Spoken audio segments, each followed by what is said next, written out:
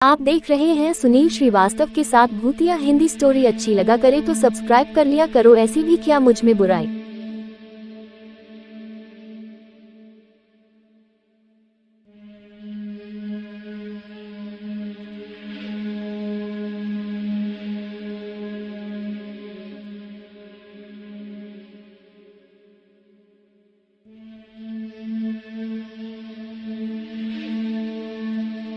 4 दोस्त अनिकेत, साहिल, राजीव और अमित सब हॉलिडे एंजॉय करने के बाद रात में वापस घर लौट रहे थे। अमित, अरे यार कब ये रास्ता खत्म होगा? 2 घंटे से इसी रास्ते पर भटक रहे हैं, बैठे बैठे कमर में मोच आ चुकी है। राजीव, हाँ यार। साहिल, तुझे इस रास्ते के बारे में पता भी है या ऐसे ही गाड़ी को भगाया जा रहा है? साहिल, पता नहीं यार, दिन में तो ये रास्ता जल्दी कट जाता है, ना जाने इस वक्त ऐसा क्या हो रहा है। और वैसे भी मैं रात में कभी इस रास्ते से सफर नहीं किया, दिन में 2 से 3 बार यहाँ से गुजरा हूँ, रात का एक्सपीरियंस तो मुझे भी नहीं है।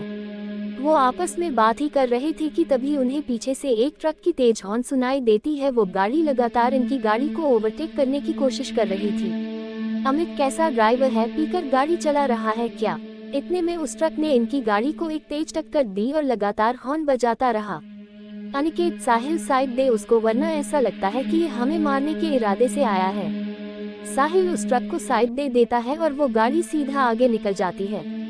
साहिल, तुम लोगों ने उस गाड़ी को देखा? ऐसा लग रहा था कि जैसे खंडर से निकाला हो, ऐसा लगता है 200 साल पुरानी ट्रक है। वो लोग इस इंसिडेंट से घबरा गए थे। तकरीबन 10 मिनट बाद गाड़ी एक पुराने कब्रिस्तान से गुजरती है। उस हाईवे पर एक कब्रिस्तान भी पड़ता था। गाड़ी जैसे ही उस कब्रिस्तान से गुजरती है, उन्हें कब्र के पास वही पुरानी ट्रक दिखती है जो थोड़ी देर पहले उनकी जान की दुश्मन बनी थी। राजीव, साहिल गाड़ी रोक, वो देख। अमित, अरे ये तो वही ट्रक है जिसने हमें परेशान कर दिया था। साहिल, मुझे लगता है कि हमें एक बार जाकर देखना चाहिए कि बात क्या है। अमित, तू पागल हो गया है क्या? आधी रात इस तरह कब्रिस्तान में जाने की बात कर रहा है? अरे मरना है क्या?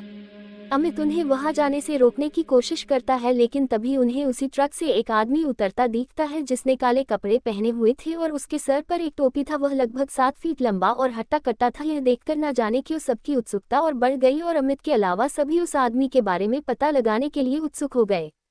सभी उस आदमी के पीछे जाते हैं और अमित को भी मजबूरन उन तीनों के साथ जाना पड़ता है। चारों जब उस ट्रक के दीवार के पास पहुंचे तो उनका दिल बैठ गया। उन्होंने जो देखा उसे देखने के बाद उनके रोंगटे खड़े हो गए। उन्होंने देखा कि एक ट्रक ड्राइवर कब्र खोदकर लाशों को निकाला और उसे बेरहमी से खाए जा रहा था। वह जिस्म के हर एक अंग को निकालकर गंदी तरह से खाए जा रहा था।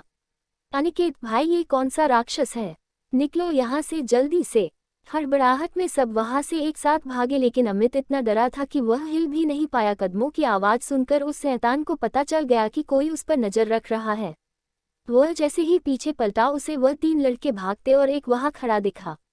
वह शैतान अमित के करीब पहुंचा और उस शैतान ने सीधा अमित के गले पर वार किया और एक ही वार में अमित की दर्दनाक चीख निकली और इसके साथ ही अमित की वही मौत हो गई। यहाँ तीनों तेजी से गाड़ी की तरफ भागने लगे और गाड़ी के पास पहुंचे और गाड़ी में बैठ गए। वह शैतान अब तक उनके पीछे नहीं भागा था, बल्कि दूर से ही खड़ा उन्हें घूर रहा था।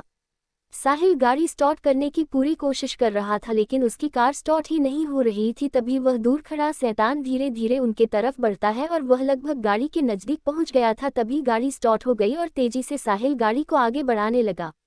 वह शैतान इन तीनों के पीछे पड़ चुका था और तभी वह हवा में उड़ा और सीधा गाड़ी पर कूद गया। और जैसे ही अनिकेत उसे देखने के लिए अपनी मुंडी गाड़ी से बाहर निकाली, तभी उस शैतान ने अनिकेत का सर अपनी भारी तलवार से काटकर अलग कर दिया और उसका अधकटा शरीर गाड़ी में ही फड़फड़ाने लगा। यह देखकर साहिल और राजीव दोनों डर गए और दोनों जान बचाने के लिए चलती गाड़ी से कूद गए। वे दोनों घास के मैदान में गिरे, जिससे उन्हें कम चोट आई। वे दोनों सांस दबाए घास में लेटे रहे, लेकिन उनके डर को उस शैतान ने महसूस कर लिया और फिर शैतान को राजीव एक कोने में दिखा। तभी वो शैतान अपने लंबे नाखून और धारदार तलवार से राजीव पर वार किया, जिससे उसकी दर्दनाक चीख निकल आई और उसकी मौत हो गई। उस शैतान ने साहिल को नहीं देखा था और साहिल भी राजीव की मौत के वक्त वहां से निकल चुका था, जिसकी वजह से वो बच गया। उस रात कसेरी घाट हाईवे पर जो भयानक हादसा उनके साथ घटा, उससे सभी को ये सीख लेनी चाहिए कि अंधेरी रातों में भूतिया रास्ते से गुजरने का अंजाम कितना खौफनाक हो सकता है।